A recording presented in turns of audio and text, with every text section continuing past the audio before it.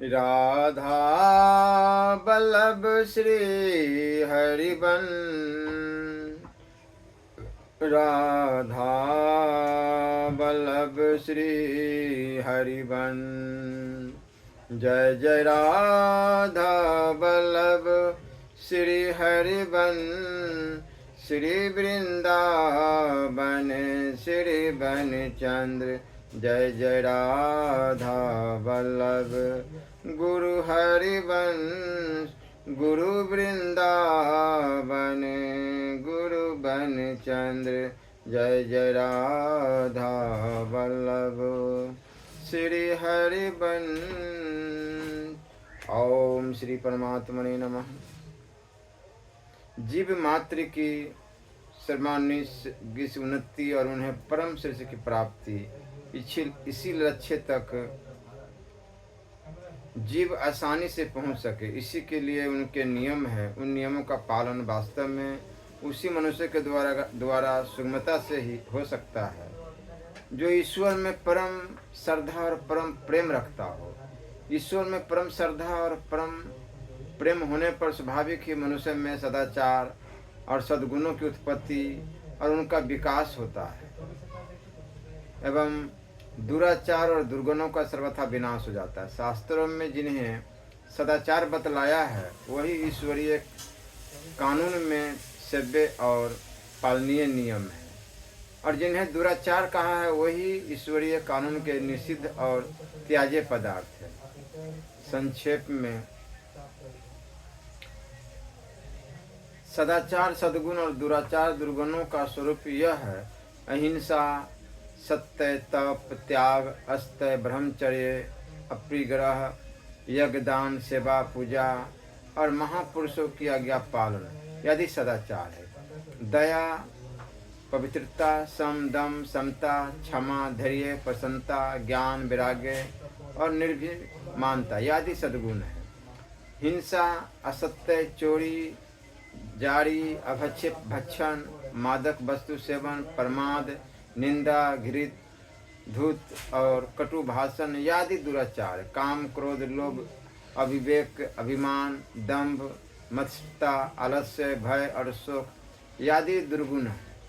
सदाचार से सद्गुणों की उत्पत्ति और वृद्धि होती है तथा सद्गुणों से सदाचार की उत्पत्ति वृद्धि होती है। इसी प्रकार दुराचार से दुर्गुणों की उत्पत्ति और वृद्धि होती है तथा दुर्गुणों से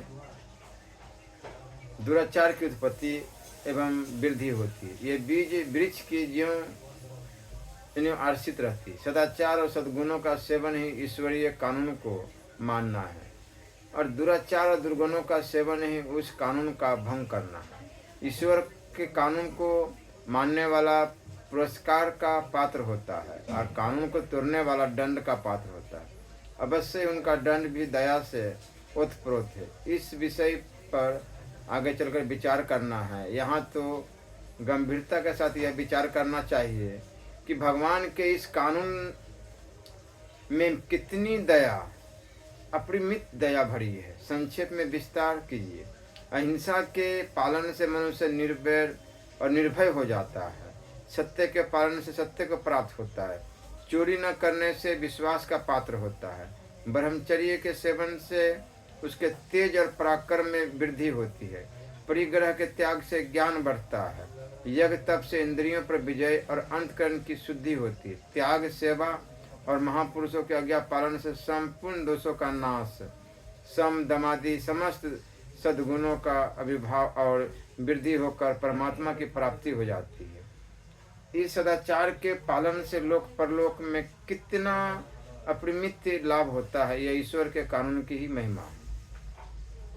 इसलिए यज्ञ, पूजा, दान, तीर्थ, धाम इससे तो ठीक है, किंतु इससे भगवत प्राप्ति होना असंभव है। इसलिए हर समय नाम जाप अवश्य करनी चाहिए, जो भी आपको प्रिय हो। राधा राधा राधा राधा, राधे श्याम राधे कृष्ण, राम हरि गोविंद, शिव शिव। एक नाम पकड़ के एक नाम का हर समय कर्म करते रहे। हर समय जिह्वा पर नाम का स्मरण रहनी चाहिए। ये भगवत प्राप्ति के लिए और दुर्गुणों से बचने के लिए बहुत ही सच्चा और सीधा रास्ता है।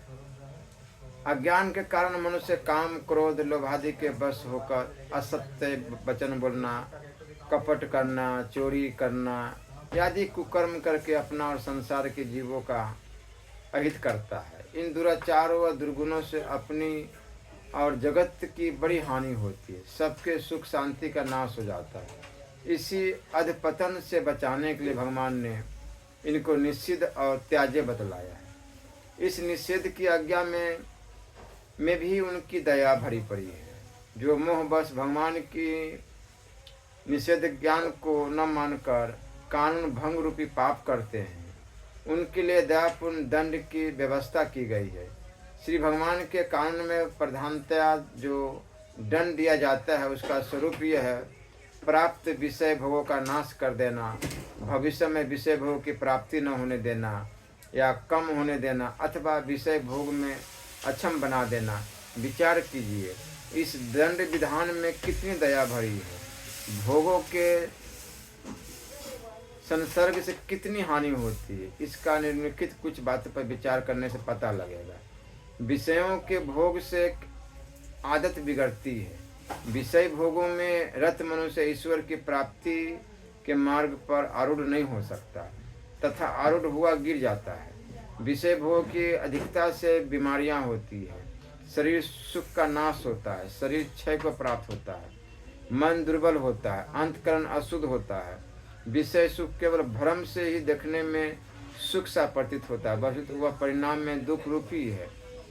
विषय सेवन से पुण्यों का नाश और पापों की वृद्धि होती है। बिना आरंभ के विषयों का उपभोग नहीं होता। हिंसा बिना आरंभ नहीं होता। हिंसा से संसार की हानि और कर्ता को नरक की प्राप्ति होती। ऐसे दुख रूप विषयों के संयोग को नाश कर देना, भविष्य में प्राप्त न होने देना या उन्हें घटा देना एक प्रकार से वर्तमान और भावी दुख की प्राप्ति से बचा लेता है। जैसे आग में पड़ते हुए पतंग के सामने से दीपक हटा लेना या उसको बुझा देना, अथवा उसके पास आते हुए पतंगों के मार्ग में रुकावट डालना, उन पर दया करना है। इसी प्रकार ईश्वर दंड विधान के रूप में जीवों को विषय भोग से वंचित करके उन पर महान दया करते हैं। कभी कभी ईश्वर जीव के पूर्व पापों के कारण उनके स्त्री पुत्र आदि प्रिय वस्तुओं का वियोग न कराकर उनके द्वारा उसकी इच्छा के विरुद्ध इस प्रकार के आचरण करवाते हैं, जिनसे उसको दुख रूप फल मिलता है। इसमें पाप का फल दुख भोगने से पाप का नाश तो है ही, साथ ही स्त्री पुत्रादि के मन के विपरीत आचरण करने या उनके द्वारा अपमानित होने से उनके प्रति मन में स्नेह ममता हटकर एक प्रकार की विरक्ति उत्पन्न होती है। विरक्ति से चित्त की वृत्ति उपराम होकर किसी किसी को तो परमात्मा के मार्ग में लग जाने के कारण शांति की प्राप्ति हो जाती है। किसी किसी को पापों के फलस्वरूप ईश्वर बीमारी आदि देते हैं, जिससे दुखी हुआ मनुष्य करुण स्वर में आर्तनाद करता है। कोई कोई तो आर्त होकर भगवान से दुख निवारणार्थ गजराज की भांति प्रार्थना करते हैं, जिसके द्वारा वे दुख से मुक्त होते ही है। साथ ही भगवान की भक्ति भी पा जाते हैं। पापों के फलस्वरूप किसी किसी की श्री भगवान मान बड़ाई प्रतिष्ठा का नाश कर देते हैं। इससे उसका वस्तुत बड़ा ही उपकार होता है, क्योंकि मान बड़ाई प्रतिष्ठा का रोग बहुत अच्छे अच्छे बुद्धिमान पुरुषों को भी पतन के गड्ढे में डाल देता है। अज्ञानी जीव मान बड़ाई रूपी जहरीले भावों को सुंदर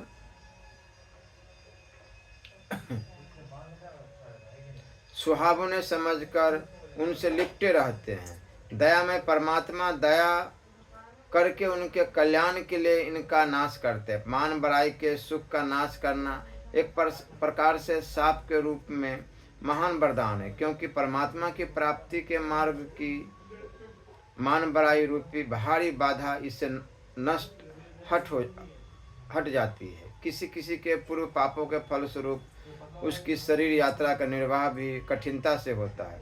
उसे प्राप्त अन्न वस्त्र नहीं मिलता, इससे वह दुखी और आर्त होकर भगवान को पुकारता है। इसके सिवा वह आलस्य और अभिमान को त्याग कर अकर्मण्यता और अहंकार को छोड़कर अनेक प्रकार के परिश्रम और उद्यम करने को तैयार हो जाता है, जिससे उसकी अकर्मण्यता मिटती है, झूठ, बड़प्पन, आलस्य और अभिमान नष्ट होता है।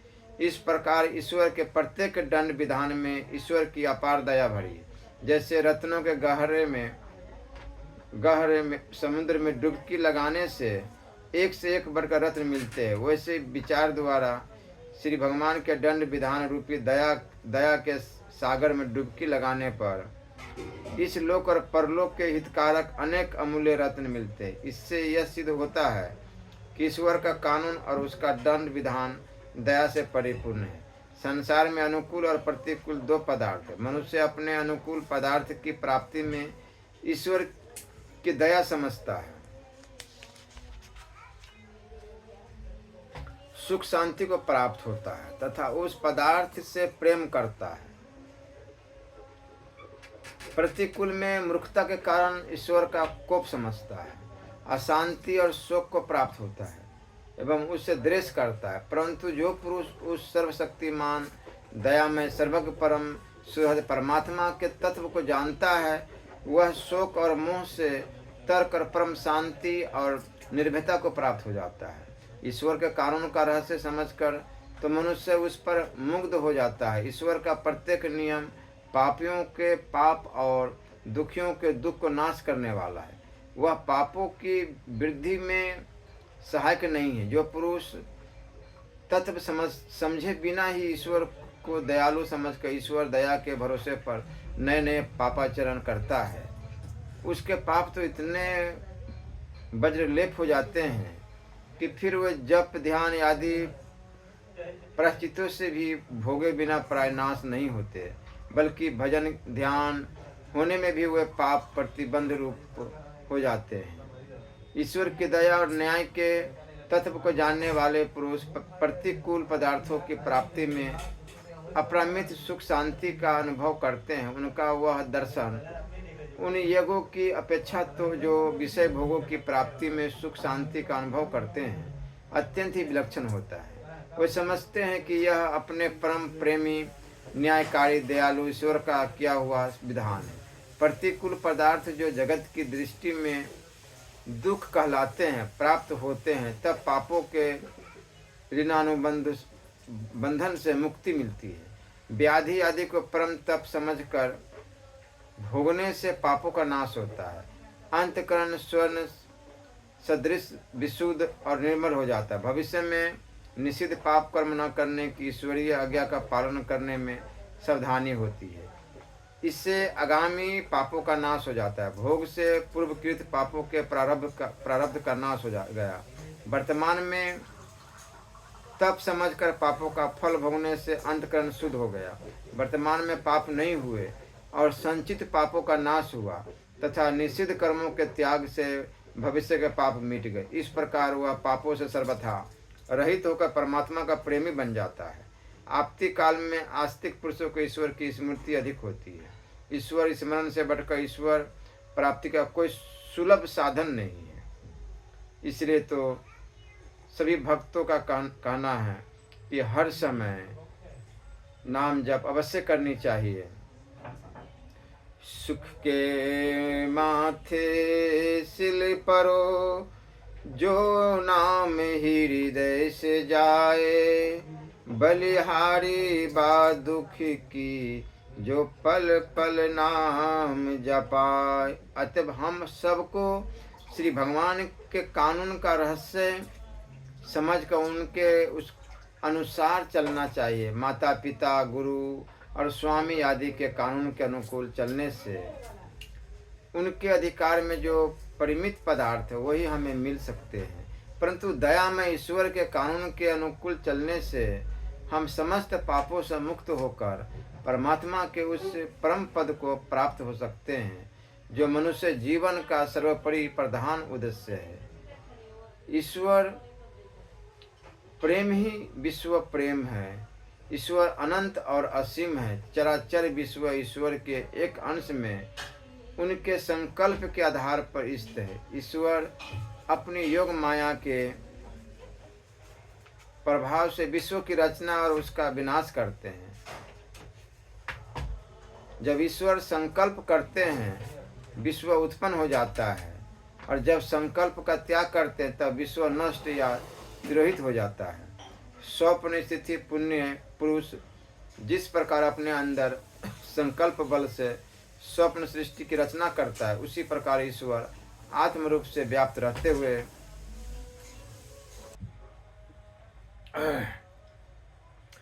संसार को रचते। भेद इतना ही है कि स्वप्न दृष्टा पुरुष अज्ञान में स्थित और पराधीन होता है, परंतु ईश्वर ज्ञान स्वरूप और सर्वतंत्र स्वतंत्र है। अतएव उन अनंत चेतन परमेश्वर के किसी एक अंश में यह संसार वैसे ही प्रतिभाषित है जैसे अनंत आकाश के किसी एक देश में तारा चमकता है। आकाश की तुलना केवल समझने के लिए है, वस्तुतः आकाश की अनंतता अल्प है और वह देश काल से परिमित पक्षांतर में परमेश्वर की अनंतता उनके देश काल से रहित होने के कारण सर्वथा अपरिमित है। आकाश की अनंतता तो उसी प्रकार परमेश्वर के संकल्प के एक अंश के अंतर्गत है, जिस प्रकार स्वप्न की सृष्टि स्वप्न दृष्टा पुरुष के संकल्प के एक अंश के अंतर्गत होती है। ईश्वर की अनंतता किसी भी सांसारिक दृष्टांत से नहीं समझा जा सकती, क्योंकि ईश्वर के सदृश संसार में कोई पदार्थ है ही नहीं। यह समस्त अनंत कोटि ब्रह्मांड परमात्मा के एक रोम में स्थित है। वास्तव में जिन ईश्वर का यहाँ वर्णन किया जाता है वे निर्व्यम होने के कारण रोम युक्त नहीं है, पर क्या किया जाए, लौकिक बुद्धि को समझाने के लिए इन लौकिक पदार्थों के अतिरिक्त और साधन ही क्या है। ईश्वर का कोई भी तत्व जो किसी सांसारिक उदाहरण के द्वारा समझाया जाता है वह उनका एक अंश मात्र ही होता है। प्रस्तुत अंश मात्र का समझना भी समीचीन रूप से नहीं होता, इसलिए यही मानना पड़ता है कि ईश्वर के तत्व को समझना और समझाना अत्यंत ही दुष्कर है। वह तो अनुभव रूप है, अति गंभीर और रहस्यमय है, भगवत कृपा से ही जाना जाता है। भगवान ने श्री गीता जी में भी कहा है,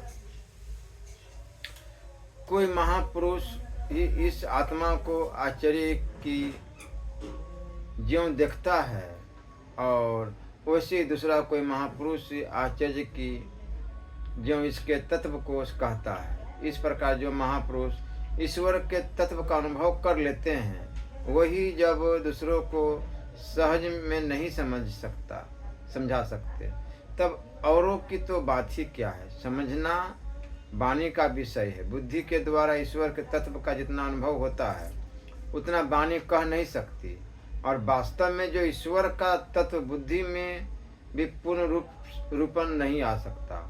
तथापि महापुरुषों द्वारा जो कुछ कहा जाता है उससे उस तत्व का समझना सहज हो सकता है, परंतु उनसे सुनने वाले मनुष्य विश्रद्धा, प्रेम, एकाग्रता और बुद्धि की तीक्ष्णता तथा पवित्रता में कभी रहने के कारण यथार्थ समझ नहीं पाते।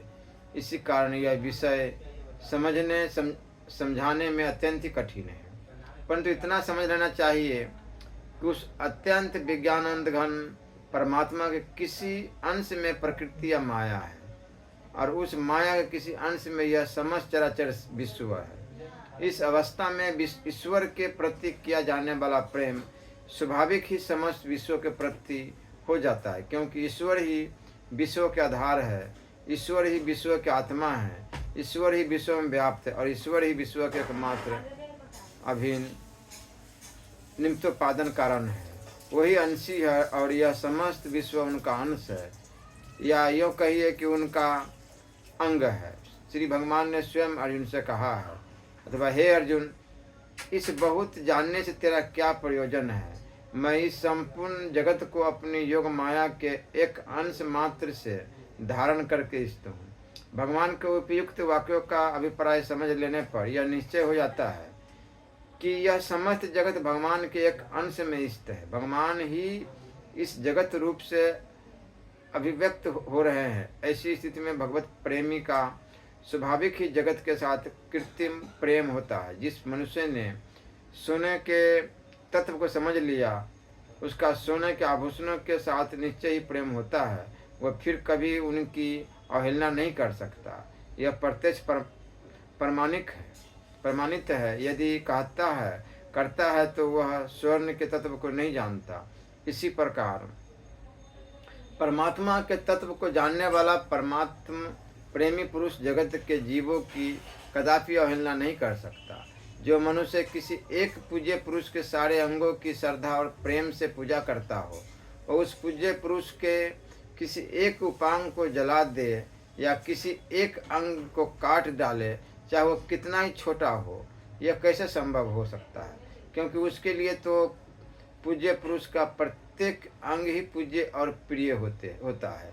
इसी प्रकार परमात्मा के तत्व को जानने वाला परमात्मा का प्रेमी पुरुष अपने आराध्य देव परमात्मा के अंश या अंग रूप किसी जीव के साथ क्या कभी द्वेष कर सकता है? क्या कभी उसका अहित कर सकता है या उसको दुख पहुंचा सकता है? कदापि नहीं। अतः जो मनुष्य ईश्वर का प्रेमी है वह स्वाभाविक ही विश्व का प्रेमी, जैसे पूज्य पुरुष के सब अंगों को प्रेम से पूजकर भी जो उनके किसी एक अंग को जलाता है, वह भक्त प्रेमी सच्चा पुजारी नहीं है। वैसे भगवान से प्रेम करने वाला पुरुष भी यदि किसी भी जीव का किंचित भी अहित करता है या उससे कष्ट पहुंचाता है, तो वह न परमात्मा का भक्त है, न प्रेमी है, न सच्चा पुजारी ही है। असल में उसे परमात्मा का तत्व ही नहीं समझा। तत्व का ज्ञाता तो विश्व का स्वाभाविक प्रेमी होता है। श्री राधा वल्लभ लाल की जय।